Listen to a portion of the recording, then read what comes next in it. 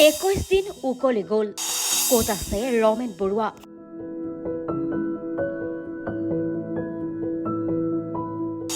ব্ৰহ্মপুত্ৰৰ বুকুত হেৰাল নে আত্মগোপন বৰুৱাৰ?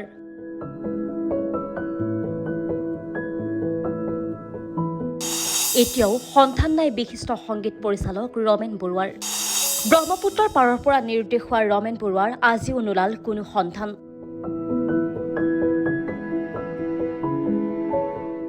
প্ৰায় 21 দিন উকলিল, কিন্তু আজিও সন্ধান নাই বিশিষ্ট সংগীত পৰিচালক ৰমেন বৰুৱাৰ। আৰক্ষী SDF আদিৰ জোৰদাৰ অভিযানৰ পাছতো আজিও সন্ধান নোলাল ৰমেন বৰুৱাৰ।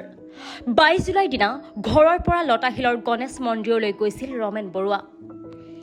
সেই যি ওলাই গ'ল, আজিও ঘূৰি নাহিল ৰমেন বৰুৱা। আৰক্ষীৰ তদন্তৰ এটা CCTV ফুটেজ পোহৰলৈ আহে, য'ত বৰুৱাক দেখা পোৱা গৈছিল। সেই সময়ত তেওঁ গুৱাহাটী উচ্চ ন্যায়ালয়ৰ সন্মুখত দেখা পোৱা গৈছিল। কিন্তু ক'ত হেৰাল ৰমেন বৰুৱা? সঁচাকৈ ব্ৰহ্মপুত্ৰৰ বুকুত নিখোজ হ'ল নে ক'ৰবাত আত্মগোপন কৰি আছে বৰুৱাই?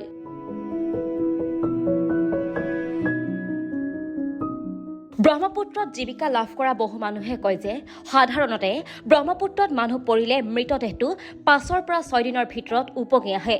কেতিয়াবা 3 পৰা 4টা দিন আৰু কেতিয়াবা 5 পৰা 6টা দিন সময় লাগে।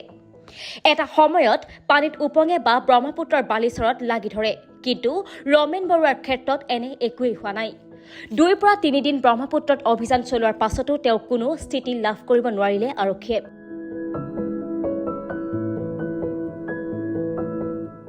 অনুসন্ধানৰ অন্তত আৰক্ষীয়ে কৈছিল যে ব্ৰহ্মপুত্ৰৰ পাৰত ৰমেন বৰুৱাৰ খোজৰ চিহ্ন দেখিবলৈ পোৱা গৈছিল।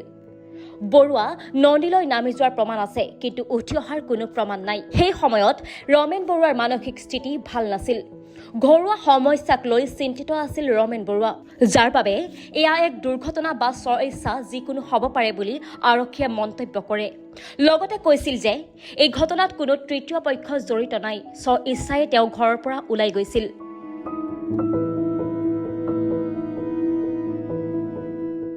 CCTV ফুটেজত পোহৰলৈ আহিছে যে হাতত এটা আমলখি লৈ বৰুৱা গৈছিল ভৰা ব্ৰহ্মপুত্ৰৰ দিশে। সেই সময়ত বৰুৱাক প্ৰত্যক্ষ কৰা অঞ্চলটোৰ এগৰাকী পাচলি বিক্ৰেতাৰ মতে বৰুৱা সেই সময়ত বেছ চিন্তিত আছিল, কিন্তু তেওঁ মাত লগোৱা নাছিল।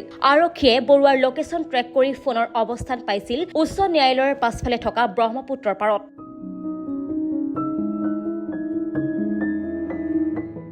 মুখ্যমন্ত্ৰী ডক্টৰ হিমন্ত বিশ্ব শৰ্মাই কৈছিল, আৰক্ষী আয়ুক্ত দিগন্ত বৰাই এই ক্ষেত্ৰত প্ৰত্যক্ষভাৱে হস্তক্ষেপ কৰিছিল।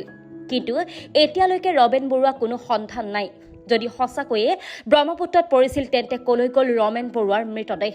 নে ক'ৰবাত আত্মগোপন কৰি আছে ৰমেন বৰুৱাই? কিন্তু আত্মগোপন কৰা জানো কিবা কাৰণ আছে? এতিয়া সকলোবোৰ মাত্ৰ ধাৰণা।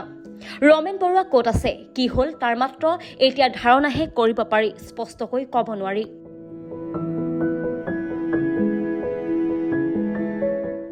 News desk report, times media 24।